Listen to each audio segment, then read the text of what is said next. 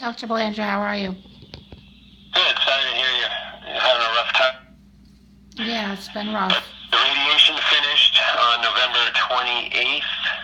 Yes. And then you're having one more dose of cisplatin? No, they canceled the last dose because I've just been through way too much. They don't think my body can handle a third one. Okay. All right. Well, so now you're in the recovery stages there. Yes. So how are you feeling today? What's going on today? My throat is still really sore. I'm tired, but I can't eat. I can't drink. I'm doing 2 feedings daily.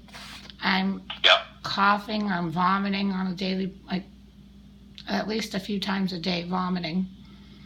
Oh yeah. Yeah. And is there much coming up? Are there more dry heaves? Or? Yeah, mostly dry heaves because I'm barely getting any food in my system with the tube feeding. Yeah. Tubes, yeah. Yeah. You're still using a liquid Hope, right? I'm using a combination of the Liquid Hope and Osmolite 1.5. The Liquid Hope they think was giving me too much gas, so they are kind of breaking it in half and having me put half of that and half of the other stuff together. I have this thick mucus in my mouth all the time. I'm constantly having to wipe my mouth as I speak because it builds up. Okay. It's not candida, right? What do you mean? It's not yeast in your mouth? You were doing nystatin for some time. Do they think you have thrush? No, they said it's not that. They called it something else. I have,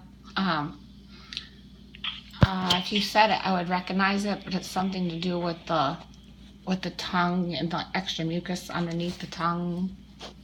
It's just causing... Well, the mucus is used to coat and to heal, so the body does that. It's like the stomach produces mucus to protect itself from acids, and you just had all this radiation, so that's something. You might sounds like you might be vomiting that stuff up.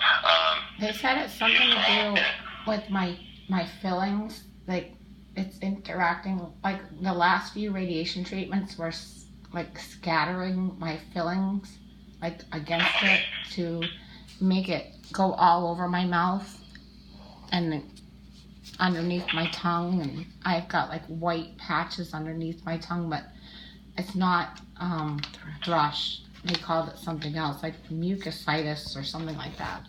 Oh, mucositis, yeah. And so you're still using the lidocaine?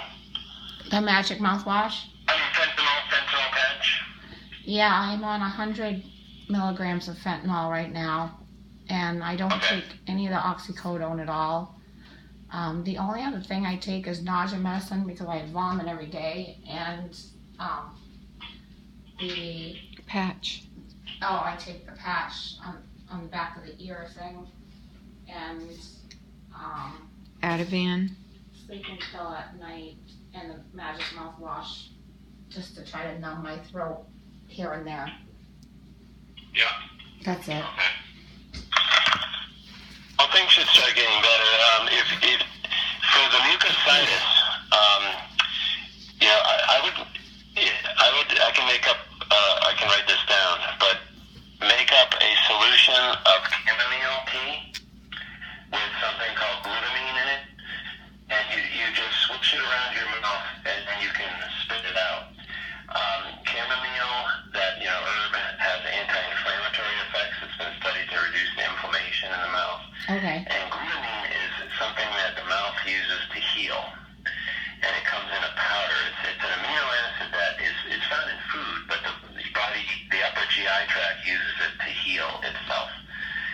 It's been studied for mucositis too. So, you go to a health food store and you get just plain old chamomile tea in the tea section. Okay.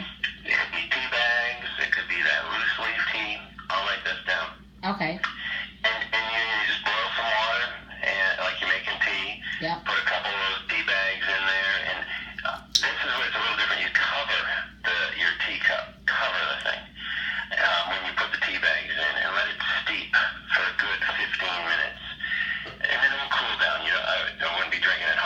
right Yeah. now, but so that cool down. But covering it helps concentrate it. And then remove the tea bags, and then take just enough that you can gargle with, and mix 2 teaspoons of this glutamine powder in that liquid. Mix it in. It'll just mix it and almost be a little bit almost like a paste. It's a white compound. And then just take that and just swish it around your mouth, and then you can just spit it out. You don't have to swallow it if you're feeling nauseous and stuff. So this way you just swish it around your mouth and spit it out. And it would be a good thing to do before you go to bed, because like if you brush your teeth after you do that, then do this. Kind of sits in your mouth all night. The residue of it, like you'll spit it out, but a little bit will stay in your mouth and just coat your mouth and help it. That's what I need, because I am up all night just coughing up that awful mucus all night long, every half hour. The other thing I'm doing that they told me, and I do this probably about 4 to 6 times a day, is I mix baking soda with like lukewarm water, and I gargle and spit that out too. I don't know if that does anything, but that's what they told me to do. Yeah, it just neutralizes some acids and stuff that are irritating the mouth. Yeah. So you're not eating any food at all, right? Nothing's going in orally, all in the G2. Yes, all the feeding tube, nothing orally. I'm just barely in the past 2 days able to take a few sips of water and I'm able to swallow it. The swallowing is what's painful. Yeah. You certainly can, try drinking some of the glutamine and chamomile tea. But if you're vomiting, you might, vomit it up. It doesn't cause vomiting, but that way it gets on your esophagus as well. Yeah. Where do I get the glutamine?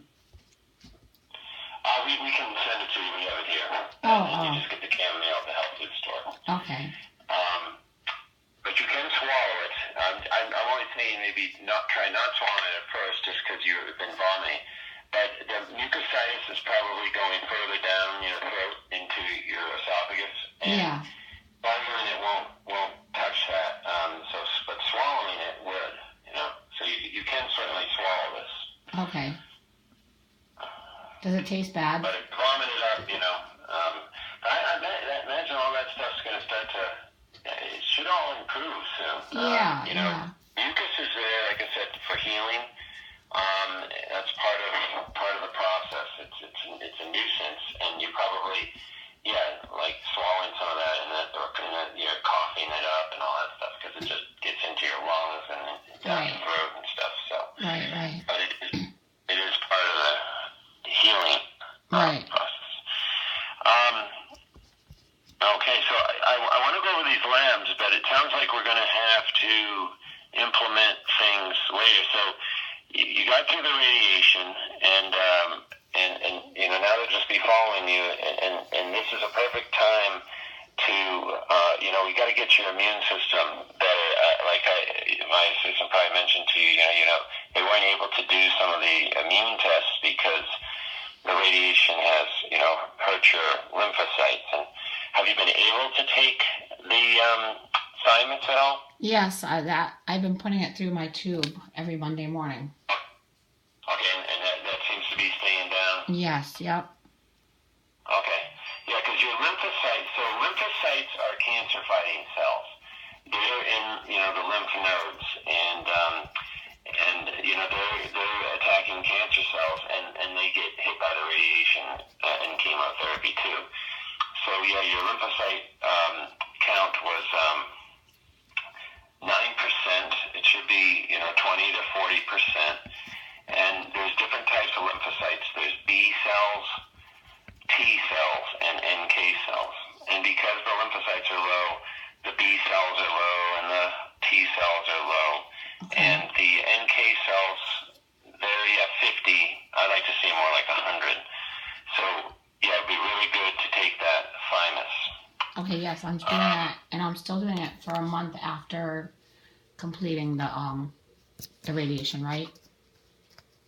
Yeah, and maybe longer. At least I want to just do another count after it's Okay. So the end of December, beginning of January, and then see if your lymphocytes are better, and then we could stop it. Okay. If they've come up and they're not totally normal yet, I'd probably have you stay on it even more. Okay. Because, any cancer the chemo and the radiation didn't kill, we want to make sure your immune system can kill it. And Right. right now, or at least on November 6th here, you didn't have enough of those cancer-fighting cells. Okay. So that's one thing I'm seeing. Another thing I'm seeing here is there's a couple growth factors elevated that allowed the cancer to grow blood vessels. In order for cancer to grow bigger than a few millimeters, it has to make a blood supply of its own. And it uses a variety of growth factors, they're called, to make those blood vessels. Okay. And one of those is called VEGF, vascular growth factor. And that came back elevated. Doesn't mean there's still cancer in your body, but if there were cancer cells, it can use this thing to try to grow back. So we want to reduce that. Okay. So VEGF came back at a level of 723. It really should be close to the platelet count, and your platelet count was 234. So, it's definitely more than double the platelet count. Wow. So I look at the grease lab. They actually test on the grease test what lowers VEGF. And there's a variety of things that came up. Again, like these are, pills and stuff like that. So I'm trying to think of what I could give you that you could do right now. Any pills that I take, I mash up first, and then I mix them with water, and I put them through my JPEG tube. Okay. Yeah. I'm gonna have to think about this a little bit, and Okay. then get back. Now that I've talked to you and knowing what's going on right now, Yeah. I want to think about what would be the best. But basically, I'm going to put you on something that lowers VEGF, that should be well tolerated. Maybe try to find a liquid or a powder that you could turn into a liquid. But we really need to get that to come down. Okay. That's one thing. And then there's another growth factor. Cancer does activate the clotting system in order to grow blood vessels. And I'm seeing activation of the clotting system, something called thrombin, and fibrinogen came back elevated. Again, it doesn't mean that there's cancer in the body. It's just something that the cells would use to try to grow blood vessels. So if this remains elevated in their cells, that can help stimulate that. So we need to lower that. And again, I'll try to look at the things that came up good on the grease test. That would probably be the easiest thing, the best tolerated, Okay. to lower that. And then the other thing that came back elevated is something called IGF, insulin growth factor. Insulin growth factor, it's like it says, it's a growth factor for cancer. It prevents the cancer cells from dying, and that came back elevated. And there are some things, like there's something called quercetin that came up good. That's a natural substance found in apples and onions, but it comes in pill form, and that can be very good for lowering it. It's well tolerated. It could be opened. So I'll probably use that to lower this thing called IGF, insulin growth factor. Inside. The bottom line, so I'm going to construct a treatment plan for you with the simplest things that I can think of that should go well, and you can start lower and work up. I know you're sensitive, you can't take a lot of things, so we'll do, you're done with the radiation stuff that I've given you. We sent out the check yesterday, by the way, so